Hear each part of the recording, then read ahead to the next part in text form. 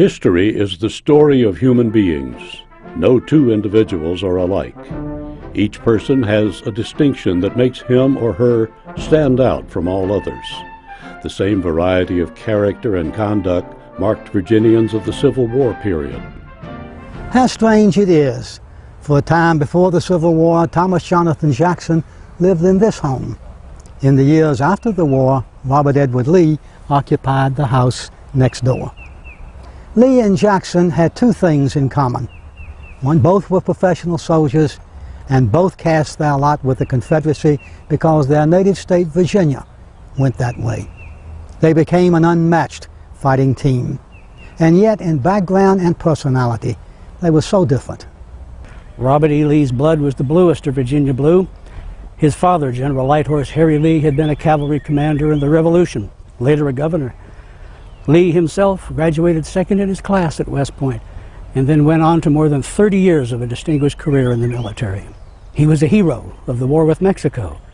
It was Lee who commanded the troops that put down John Brown's rebellion at Harper's Ferry. But in 1861, the tug of loyalties was simply too great. Offered command of a new Union army being built in Washington to put down the rebellion, Robert E. Lee had to say, "I cannot lift my hand against my home." Jackson's life followed a separate path.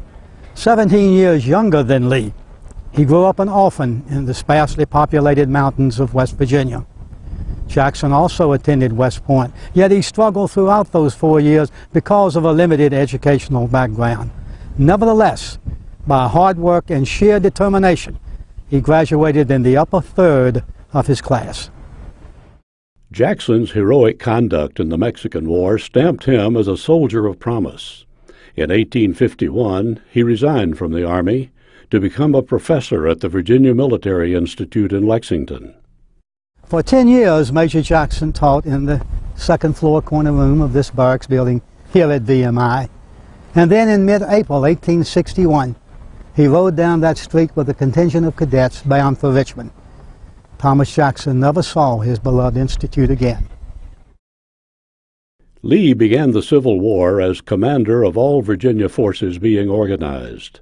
He remained a desk general for the first 13 months of the struggle.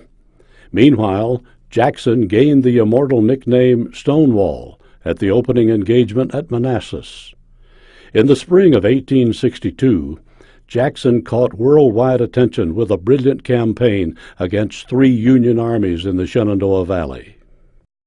On June 1st, Lee accepted command of the South's premier fighting force, the Army of Northern Virginia. 3 weeks later, from the Shenandoah Valley, Stonewall Jackson and his divisions joined Lee. These two commanders would be together but 11 months, and yet they became the hope of the entire Southern Confederacy.